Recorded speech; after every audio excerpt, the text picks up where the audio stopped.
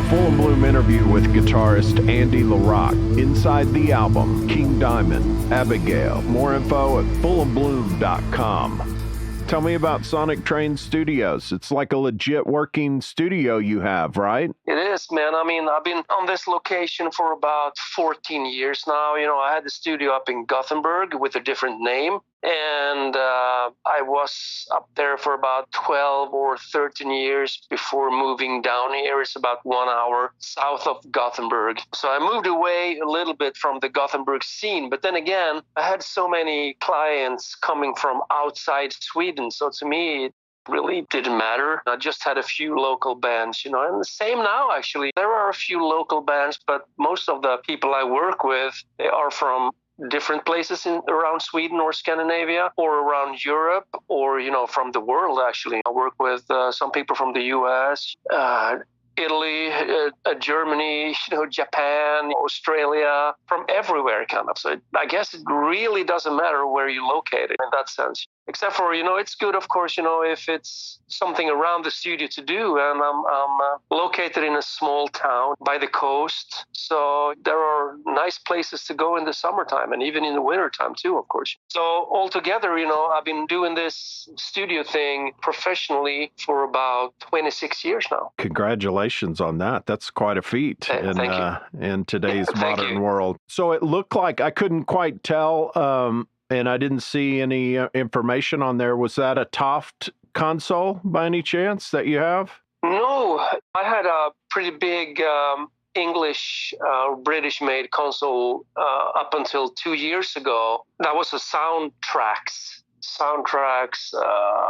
can't even remember the name, Solitaire console. Pretty big with automation and built-in dynamics and everything on every channel. But then after like 19 years, small things started to break apart. I only used at the very end a small part of the console. So I thought, you know, I'd get rid of that and get what I really need and really want. So I put focus on getting some really, really good mic preamps, different brands, so everything from API or Neve, different kinds of Neves, and SSL and all that, you know, and also some vintage stuff like Siemens and some old Neumanns and stuff too. Pretty good, you know, palette of different types of preamps, which suits my needs much better. And if anything breaks, you can just take out that module, send it to the repair guy. The studio still can be up and running instead of, you know, a small part, the console breaks down and you're fucked. So that really suits my needs for sure. Do you also engineer? Yeah, I do everything. Everything from like starting up, talking with the bands before they come into the studio to do the engineering myself or the producing and also mastering. I've been setting up this whole studio by myself pretty much, and I had help from my assistant soldering all the cables, thousands of solderings here with the multi-cables and stuff, you know. Of course. So I've been doing everything. I'm not only a guitarist of King Diamond and other bands or even not just a musician. I do all kinds of stuff because I think it's interesting. I love that kind of stuff. But it almost looks like when you initially even join King Diamond, are you engineering at that point, or is that something that comes in just a little later? That came in much later, I would say, because in the beginning, I wasn't interested at all. I remember the first couple of times in the studio, for example, when Mikkey was doing sound check, I just thought, oh God, this is really boring. You know? Like a whole day for setting up the drum sound and toms and stuff. Right. I was excited to, you know, start playing and all that. I was just very bored, you know. I didn't really think it was interesting at all. But slowly, the interest for that kind of woke up. And I learned a lot from being in the studio. Without even knowing it, I was picking up things that was really helpful later on when I tried to build up my own business and started the studio. Like using a certain kind of microphone for a certain kind of sound source and how to put it, how to place the mic, and using different kinds of compressors and all kinds of stuff. That's stuff you learn from the engineers and the producers we worked with at that time when you were only a musician, if I may put it that way. Now, I want to make sure that I got this right, that you and Mikkey Dee were in a band, and even prior to that, you were friends. But before you joined King Diamond, you guys are in a band together and friends as well? Yeah, we were friends. From the beginning, we were kind of a competitive, we played in competitive bands in the very early 80s. And we got friends and we played together for a very short while. We just jammed out and tried out things for a short while. And then Mikkey moved down to Copenhagen, Denmark, with another Swedish guys actually. And he was down there for about a year. And then he got to know the Mercyful Fate guys. And then when Mercyful Fate kind of broke up and King started his own thing, Mikkey was asked to join the band. And at that time it was Michael Denner, Timi Hansen, Mikkey Dee, and King. And they also had another Swedish guitarist. That did not really work out in the studio the way they wished for. So after being in the studio for about 2 weeks, Mikkey called me and said, "Hey, Andy, you really got to come down here." And that this week is exactly 36 years ago. That's incredible, man. Yeah, it was around Swedish Midsummer, which is end of June. Every year. So he called me day after Midsummer and he asked me to come down to Copenhagen. And I said, "Oh, it sounds cool, man. I'll just quit my job and get my amp and my guitar and I'll be down there tomorrow." I took the train down from Gothenburg down to Copenhagen with my guitar and my amp and went into the studio, said hi to the guys, and they asked me to do an audition to one of their songs called Dressed in White. Which is a good choice because a lot of soloing in that, or a lot of licks in that. Yeah. Yeah, exactly. Well, after a while, they just said, "Well, take your time, go into the studio, plug up your stuff and play along with this stuff and we'll see what you can come up with." And that's what I did. I gave it a few tries and takes and went out to the studio and they had a short meeting, I believe, and they said after a while, "Okay, welcome to the band." And at that time, I was 22 years old and I thought, it's now or never. I got to do this. I really got to do this. Wow, 22 years old. And we're talking on the 22nd as well. So another coincidence. I thought another weird coincidence is on my YouTube channel, I had just hit 6,666 subscribers. Wow. Right before this interview. I mean, today it was at that number. I just thought, isn't that hilarious, man? That's great, man. So now, before this, have you even heard up to this point, before even meeting them? Had you even heard of Mercyful Fate? Yeah, I did. I heard about them first time, I believe, maybe in 1983.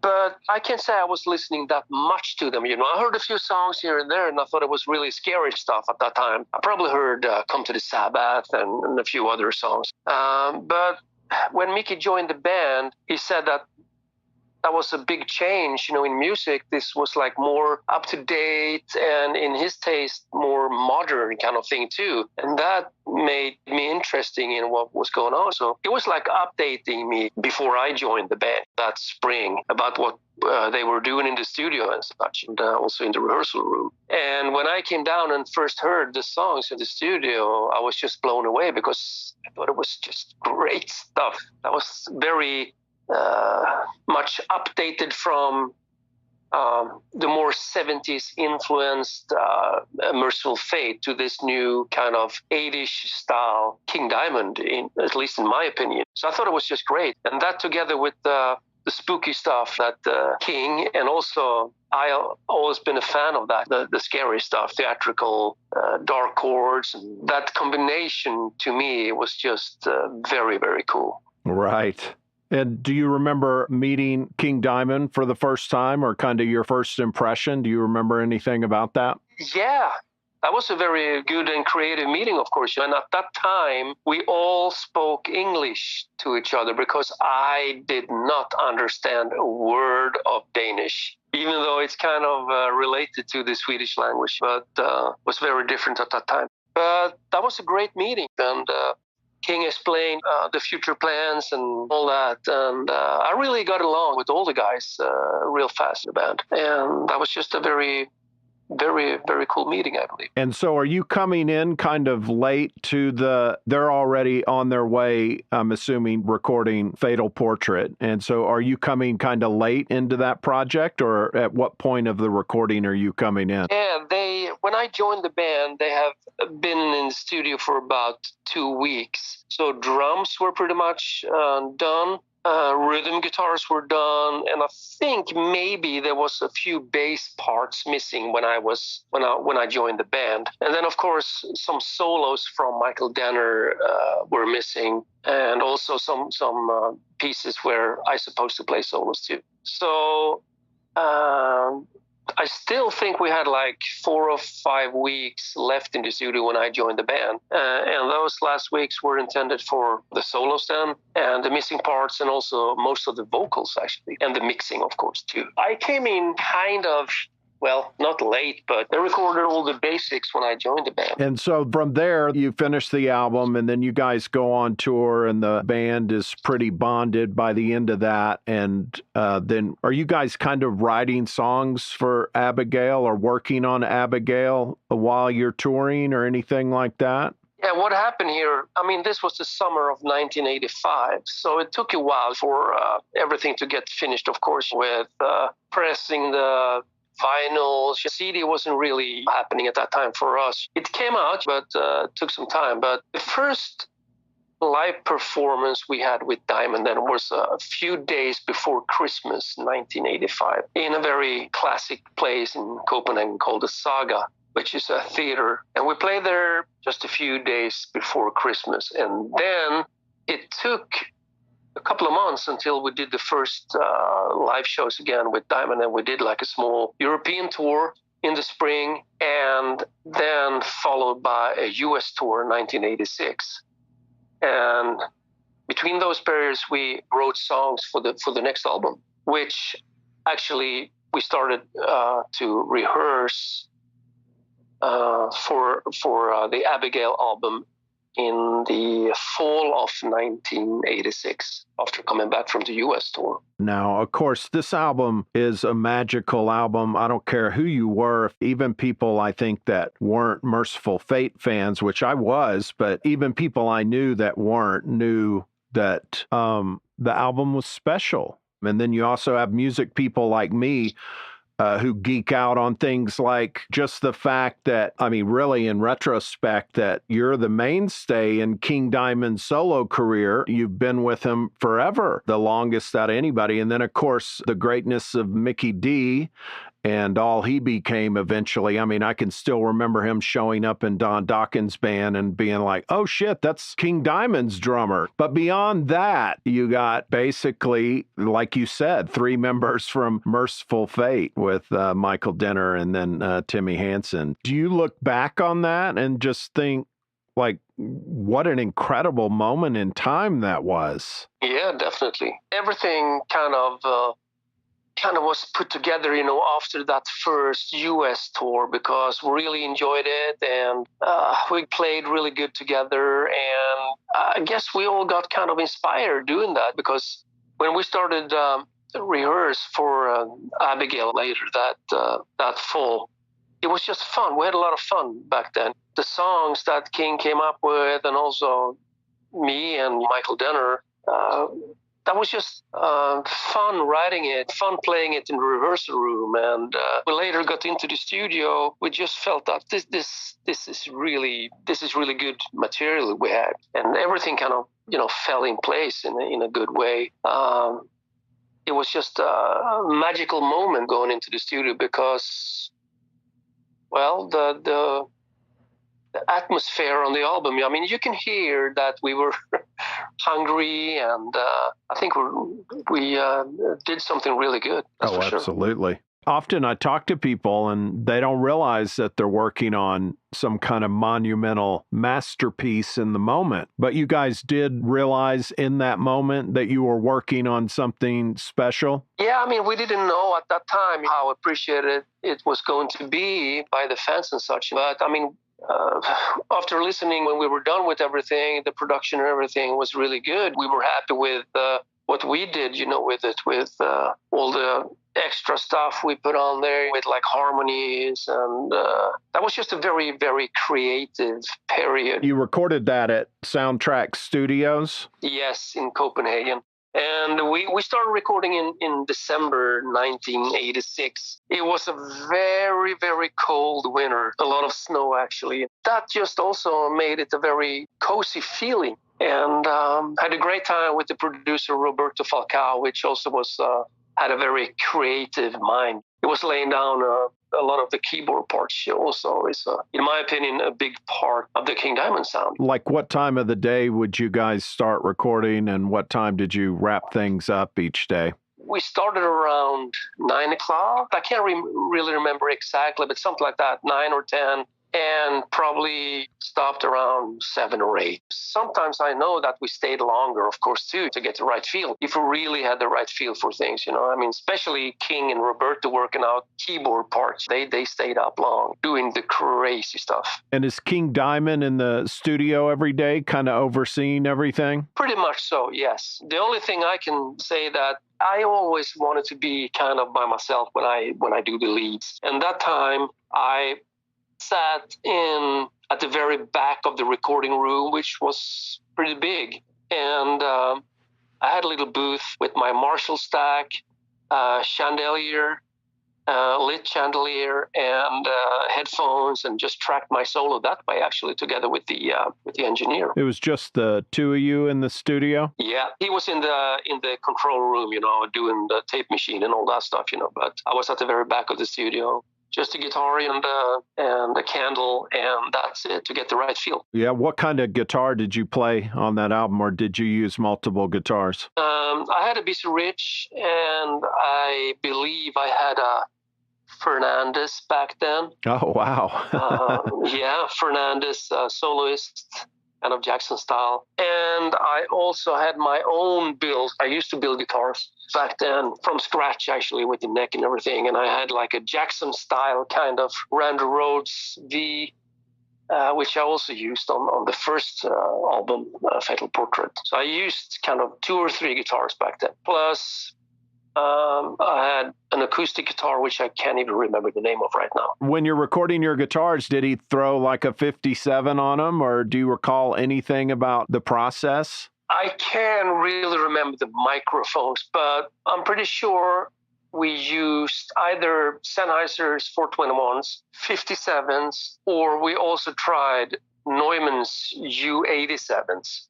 And I kind of mix up things, because I know we used the 87s later, but at the first recordings, I got a strong feeling that we used the 57s for the guitars. And according to Roberto, the producer's notes, we used an MCI console at that time. When you're composing a solo, is that something that you are improvising and then you kind of comp together, or with each song, are you working out a part beforehand and then coming in and doing a mix of improvising? And do you do any comping, anything like that? It's actually different, but I try to work out the solo in a way. I just play along with the solo part when the song is finished. I just play along with the solo part and work out kind of part by part until I got something that is good flow, is flowing good, and if I think, okay, this is good from the beginning to the start, I check if maybe I could put some harmonies on there somewhere, But the most important thing nowadays, at least, is that it's got to be some kind of melodies to it. And then you can do like a fast run or two once in a while. But nowadays, when I do solos, the main thing is the melody. How long does it take to record Abigail in total? I think we spent between 6 and 8 weeks total with the mix and everything. Maybe around 4 or 5 weeks recording, and then maybe some additional stuff, and mixing for about 10 days, 14 days, something like that. Somewhere between 6 and 8 weeks total. Do you guys do it the traditional way where you get Mikkey's drum tracks first and then go from there? Yeah, that time, me and Mikkey played together in the studio like a cue guitar, for him to play, but we never used the click track at that time. That was just total feel in the studio. So I just put down like a cue guitar to Mickey's drums for him to play along with. And sometimes he didn't even want that. Sometimes, oh man, this is easier if I just play this along. I got the riff in my head, so I just do this myself. Even that, which is great. And after that, I put down the rhythm guitars and then the bass and starting building up things from there. So other than the times that he would do it himself, it would just be the two of you to get the drum tracks? The two of you playing? Yeah. When King Diamond's writing, he's writing guitar parts as well? Yes. I would say he's writing most of the stuff on guitar. And some parts, he plays a little keyboard too, so if he got like a keyboard thing in his head, he can start out with that and then put guitars to that or the other way around. But I'm assuming he's a pretty badass guitar player because some of the stuff that shows him as the sole songwriter, there's just some killer parts. He's got some great, he's got the ability to compose on guitar, so yeah. One of my favorite songs on the album, A Mansion in Darkness, I know you co-wrote it with him. Do you recall anything about writing that song? Mansion in Darkness, yeah, the music was written by me. And that was right before we left for the first U.S. tour, actually. I remember that. That was, now it's 35 years ago, and about summertime. And I remember all my friends were off to a really cool place in Sweden, having a party. And I said, no, I'm going to stay home. I got this thing I got to do, and that's when I composed that song, actually. That was just a few weeks before we left for the first U.S. tour. And that's writing the whole song from start to finish, or you had a couple of little ideas already? No, that was pretty much, that's it. I remember I recorded that on a small Walkman kind of thing. So I just remembered all the stuff, but that was pretty much it, yeah. And you even wrote in the Shadows at the Gate part? Yeah, music-wise, yes. That's such. But then when we got, to rehearse the stuff, of course, everyone added, their spice to it, Of course, yeah. What about the 7th day of July, 1777, and that acoustic guitar intro, or?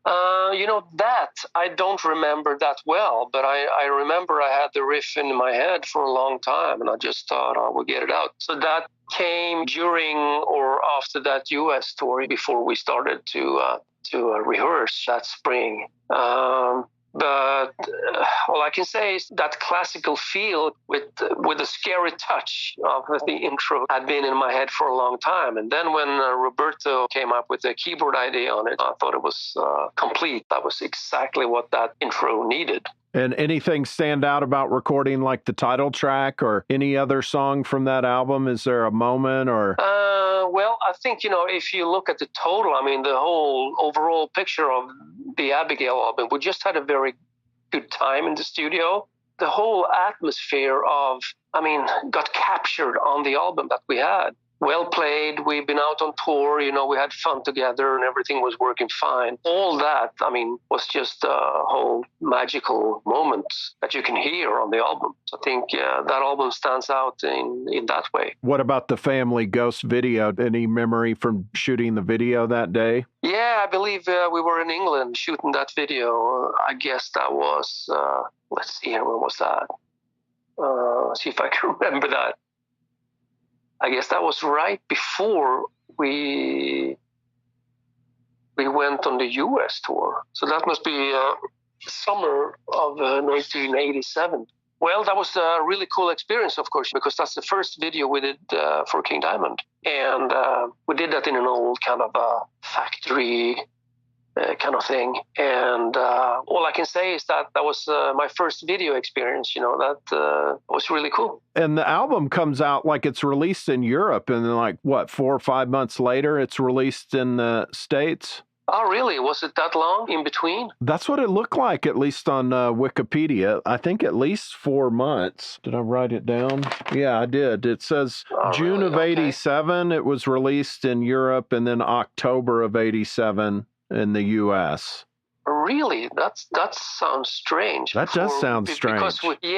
Because we did US tour starting, I guess, in July or something like that, 1987. And Oh, at then that doesn't make sense at all. Yeah. No, it doesn't really make sense, So, but I'm not sure about that, But I mean, we played the Abigail songs on that tour, so that sounds a little strange. And so, what makes you and King Diamond so compatible that you've been the one that's worked with them all these years? Well, we pretty much share the same music vision. And also, what's going on stage has always been really fascinating to me. I mean, I've always been very interested in a cool stage kit. The music comes first, of course, but we share the same vision when it comes to what's happening on stage and presenting a good show with good music. So I believe it's that we match good in a way that he writes his style and I do my style of songs, and that combination works out really good. What's he like to work with? Can you describe what it's like working with him? Yeah, he's very determined of what he wants, and he's got a very strong vision of what he wants. And for example, when we mix things, he's got excellent pair of ears. He can hear things sometimes that I can hear, and the other way around. And we just try to work our way through it to get the best possible result. Why do Michael and Timmy leave the band? Do they leave before the recording? It looked like Timmy maybe started the recording of them. No, but he was with us when we rehearsed and all that. But I guess he lost interest, and he had a family at that time and all that. And Michael Denner, he left just a few weeks before we were supposed to do the second US tour, the Abigail tour.